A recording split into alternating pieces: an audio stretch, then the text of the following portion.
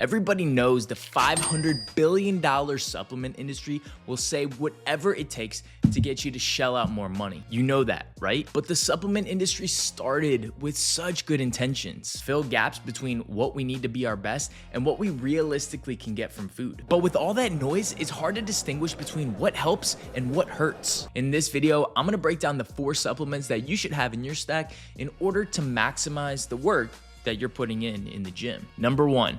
Creatine. If you've been lifting for more than 5 seconds, you've probably heard about creatine, but you may still not know what it does or why it's so important to have in your stack. Just like our body breaks down carbohydrates and fats in order to produce energy so that our body can do work, our body uses creatine to create energy, although it's not necessarily broken down in the same way. Creatine is used in what we call the ATP-PC system. Your body can only store a very small amount of ATP, the actual energy currency, at one specific moment. So creatine is one of the fastest ways that your body can make ATP after using up the ATP that it already has. The way this happens is that creatine will donate its energy to a used up ATP, which we call ADP. And it can do this really fast. So what does this look like when it comes to actually lifting weights? Imagine that you can bench 185 for, let's say, 8 reps. Well, after supplementing with creatine, you can now bench 9 reps. And I know that doesn't sound like a whole lot, but when you're able to do more volume and you can increase that volume over time,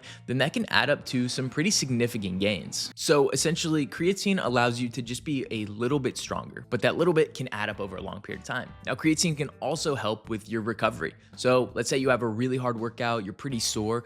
Those who are taking creatine are gonna recover from that exercise just a little bit faster, which means that you can get back into the gym for another great lifting session sooner so that you can continue your progress. Now, what might surprise you about creatine is that we actually already have creatine in our muscles. And all we're doing with supplementation is saturating our body. So let's say somebody has 50% of their max creatine stores. Now, after supplementing, maybe we have about 95% of those creatine stores maxed out. That does mean that some people who naturally have high creatine levels may be what we call non-responders, meaning they don't feel the effect from supplementing with creatine as much as others do, and they may elect to not take it. But I would say that is a very small portion of the population, and most people would benefit from taking creatine. Dosing with creatine is very easy. 3 to 5 grams every day, no need to cycle off, just take it forever. Now, you might think that creatine is the most recommended supplement, but I think there's one that's even more popular and you might already be taking it, and that is caffeine. Now, here I have some black coffee, and whatever source of caffeine that you like might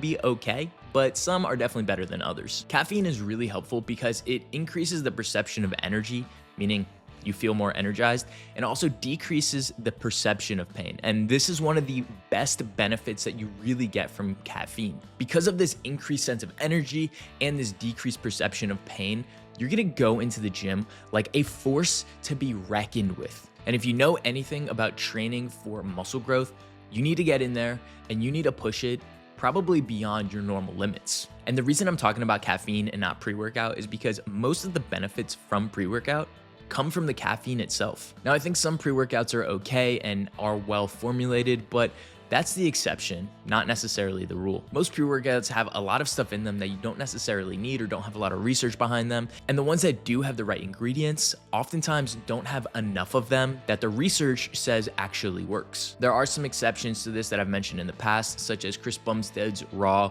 Essentials pre-workout is probably my go-to to recommend, or if you want the one with a little bit more nootropics or brain ingredients that get you a little bit more focused or revved up, then you can do the Thavage pre-workout. So caffeine actually doesn't create any energy of itself, but what it does is it binds to a receptor in your brain in place of something called adenosine. Adenosine is one of those byproducts of breaking down energy, kind of like I talked about with creatine. And when the adenosine binds to receptors in your brain, it makes you feel tired. So instead of that binding, the caffeine binds and gives you this perception of energy. And that's why I say it's perception, because it's not actually giving you energy, but it's more so staving off the fatigue for another time. Now, there is something I have to mention. If you are taking so much caffeine or caffeine late in the day where it is negatively affecting your sleep, it is not worth it. It ain't worth it, because at the end of the day, you build your muscle during your sleep, not during your workout. Your workout is for stimulating, sleep is for growing, brother. So the research says that 3 to 6 milligrams of caffeine per kilogram of body weight tends to be the sweet spot for most people, or 200 milligrams seems to be a great spot for a lot of people as well. I personally don't really care where you are in this range as long as you're under 400 milligrams most days. Being under this amount will protect you from more of the negative side effects of caffeine, because caffeine is a stimulant. It can be bad for you over time. It can put you at greater risk for heat injury on a really hot day where you haven't hydrated properly, and it can cause damage to your heart over time if you're constantly abusing it. Now, speaking of being outside on a hot day, that brings us to our third supplement. Everybody's favorite, vitamin D's nuts. Ha, gotcha. Just kidding. It really is vitamin D. Vitamin D is also known as the sunshine vitamin because we primarily get it from sunshine hitting our skin, which allows our body to synthesize the correct form, or the active form, of vitamin D. Now, if you had asked me 50 years ago before I was born, well, I wouldn't say anything because I wasn't born yet. But if I was, I probably would say you don't need this. But now we don't spend nearly enough time outside. Like, I literally changed my major in college so that I would be in a career field that allowed me to be up and active and outside a lot more, and I still ended up at a desk most of my day. Vitamin D has so many functions in the body, but I'm going to primarily talk about the ones that pertain to muscle building. Now, I first want to say taking more vitamin D than you necessarily need doesn't really do anything. But when you have low levels, like many of us do, and you get them either up into the normal range or actually a little bit higher, what we call the optimal range, that's really where you see most of the benefits. And I've tested hundreds of my own clients and patients vitamin D, and so many people come back low that it's worthwhile talking about. Vitamin D improves muscle growth, which is literally the whole point of this video, but it also improves muscle function, bone health, and immune function, and your mood. All things that contribute to a healthier body and allow you to be more productive throughout the day or in the gym so that you can do all of the things that you need in order to build muscle. Think about it. If your bones and your soft tissue are healthy, then you can go to the gym and you can work out hard without having to limit yourself because of an injury. If your immune system sucks and you're sick all the time, it's really hard to be motivated to go into the gym and train, and you should probably rest so that you can recover and then get back into the gym. And mood. We know that today we have more mental health problems than ever before in history, so anything that can improve your mood, I'm all there for. Really, the big factor to determine if you need to take vitamin D is really how much time you spend in the sun. If you work construction, like specifically roofing, where you're like in the sun, okay, you probably don't need to take vitamin D.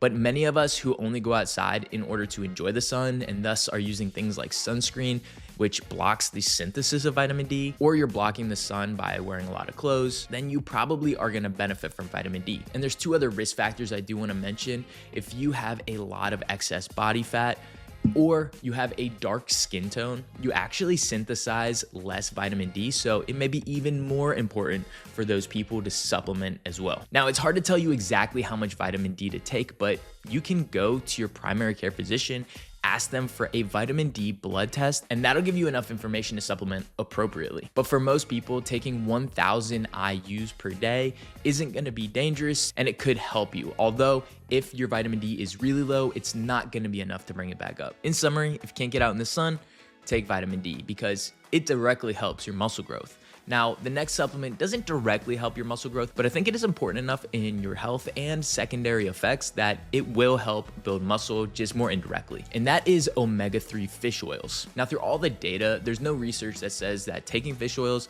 helps you directly build muscle. There's a little bit of research that shows that it helps improve muscle strength. But beyond that, most of the benefits of fish oils are with your overall health and inflammation. And if you've ever run a true hypertrophy phase where you're getting after it in the gym all the time, then you know that that inflammation builds up and your body, it hurts. Fish oils are hard to get in our regular daily diet. And even when we have a nice thick piece of salmon, we're probably only getting about 800 milligrams.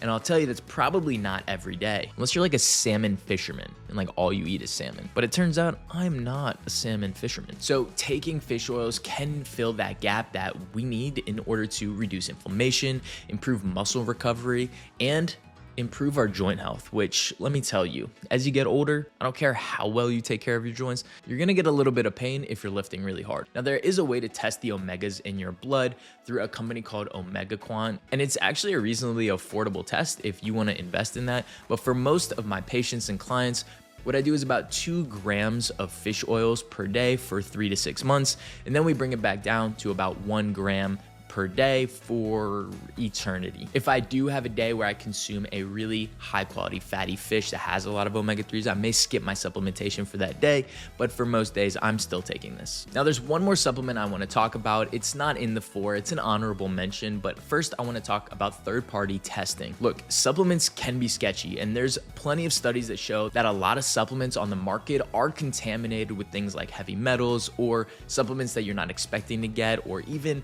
exogenous testosterone that you are not meaning to take. But the way that you can protect yourself is third-party testing. There's really 4 companies that I like to look for. I'll put their icons right here so that you can see what they look like, but making sure that your supplement is one of these will really ensure your safety when taking supplements. Now let's talk about the honorable mention, the one that you probably thought would be in this video, protein powder. I don't think protein powder is 100% necessary because at the end of the day, it's just another source of protein. You could eat chicken, you could eat steak, you could eat another high quality protein and it would do the exact same thing as whey protein. But let's be honest, we are adults who live lives and have responsibilities. And that means that sometimes we need something that's convenient. And I actually think protein powder is a super high quality protein. It has a good amount of nutrients and sometimes even fortified with more nutrients than is in dried milk. Whey protein is also really affordable when you compare it to the cost per gram of protein of other protein sources. So I wouldn't even say it's an extra expense if it fits well into your specific nutrition plan. That being said, it's the honorable mention because again, you don't necessarily 100% need protein powder in order to be successful,